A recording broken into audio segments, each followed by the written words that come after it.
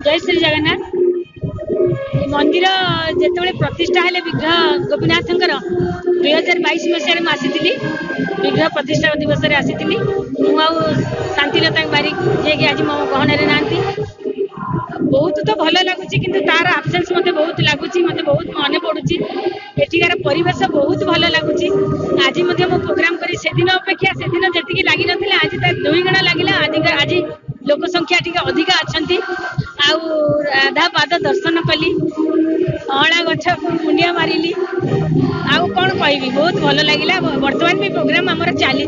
शांति हाँपाई गोटे लाइन गीत खाली गाई दौची भजी भजी तो नाम चका नयना मोर जाऊ जीवन प्रभु दिने न भजिले तो दिने न देखिले तो कला बदन मोर सारे निदिना दिने न देखिले तो कला बदन मोर सारे निदिना भजी भजी तो नाम चका नयना मोर बहुत मन पड़ुची शांति से गीत डेडिकेट कली जय श्री जगन्नाथ। मु विजय कुमार महापात्र रतिपुर ग्रामवासी वृंद एवं ए मंदिर परिचालन कमिटीर जड़े सदस्य आज राधापादर दर्शन कार्यक्रम आम अनुष्ठित हो 2022 मसीह आज 2025 पर्यंत नुआ विग्रह प्रतिष्ठा कर मूल साक्षी गोपीनाथ मंदिर आम जदि इतिहास को जीवा कांची ठारू 1498 मसीह कांची विजय कर राजा ओडिशा को साक्षी गोपीनाथ मंदिर आनी एठी 1663 मसीह मुकुंददेव दुई या प्रतिष्ठा करते 1732 मसीह तकी खाँ आम दुर्ग पर आक्रमण कला तार मुख्य उद्देश्य थिला जे एठारे थिबा जो राजा राजूत करुले झील रेजिया को बाहा करवाईका जेहेतु जड़े मुस्लिम थिले एवं जड़े हिंदू राजा ताको किभली भाव में विवाह करेंगे से मना करू जोर जबरदस्ती बाहा करने इच्छा करी दुर्ग पर आक्रमण कले एवं आक्रमण समय परास्त होती तकी खाँ झील रेजिया को ये विवाह उत्सव अनुष्ठित होता से दिन ठार आम पतित पावन दर्शन किंतु आउ गोटे कथा हूँ 1732 मसीह जो बारंबार दुर्ग पर आक्रमण कराइला एक ठाकुर को बचाई और ठाकुर को रक्षा करने 1732 मसीह कंतल बाईक राजा एठू नहीं जाते चिलिका कंतल पूजा पाते सेठार आसी बर्तमान साक्ष्य पुरी मंदिर पूजा पाइले पुरी मंदिर जिते विग्रह पूजा कले और भोग तक सब निजे ठाकुर खाई दौरान यही कथाटा जो स्वप्नदास है राजा स्वप्न राजा कहले यू कौन मंदिर अच्छी नियो से साक्षी गोपीनाथ को प्रतिष्ठा कर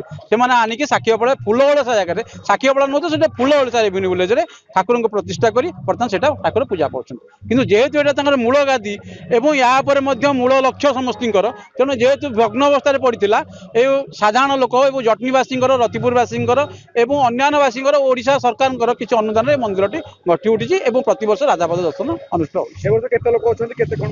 आम सका 10,000 लोक पाखापाखि दर्शन कर जाइछन्ति बर्तमान लोक आसुछन्ति तथापि लक्ष लोक पाखापाखि दर्शन कर आम बंदोबस्त करूँ 15,000 टू 20,000 लोक खाया पीवा बंदोबस्त कर सहित सांस्कृतिक कार्यक्रम 2 राति ड्रामा होची सुभाष दास गीता दास और दीप्तिमयी दास सांस्कृतिक कार्यक्रम भजन परिवेषण कर राति 2 दिन दरिया कूल दरदी बंधु भाई भौणी कह कहानी जोड़े नाटक परिवेषण कर 31 तारिख और 1 तारिख। राधे राधे मो ना श्री समरेश चोटराय मो साक्षी गोपीनाथ मंदिर परिचालना कमिटी संपादक और रतिपुर ग्रामर ग्रामवासी आज कार्तिक मास शुक्ल पक्ष नवमी तिथि एक विशिष्ट दिन जहाँ कहते अँला नवमी यही वर्षकर ये गोटे दिन माँ पाद दर्शन करहब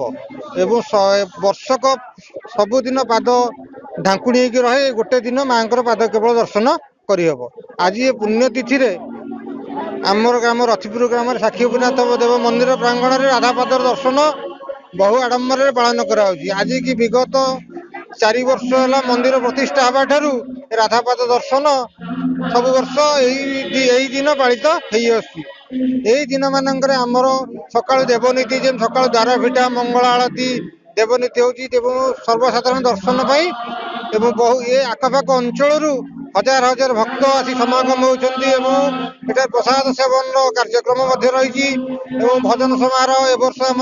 कंठशिल्पी सुभाष दास गीता दास और सहकर्मी मैंने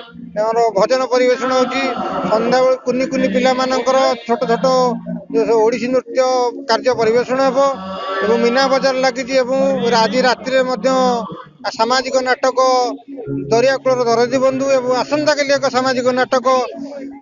भाई भौणी कह कहानी जहाँ आम ग्रामवासी कलाकार मान द्वारा परिवेषण कर अनुरोध करी अंचलवासी को आसिक माँ राधाकृष्ण सानिध्य लाभ करने सहित कार्यक्रम को आहरी उत्साहित करने सहित कार्य को सफल मंडित करते। आज्ञा मु आगु केबे सुजोग पाई नथिले आसीबा एठी मोर भाग्य बहुत भल जे मु भजन गाइबा ता बड़ कथा नुहे किंतु मोर साखी गोपीनाथ को दर्शन करने गोटे बड़ कथा थिला जहाँ मु शुणिली जे ये हूँ साखी गोपीनाथ साखी गोपाल ये हूँ मूलपीठ एवं ये मूलपीठ को मोर आसवाई जो सुजोग थिला केवल से साखी गोपीनाथ ही सृष्टि करते से साखी गोपीनाथ पाखे चिर कृतज्ञ रही एवं मुझे आसी मत बहुत बढ़िया लगला मंदिर तो बहुत भल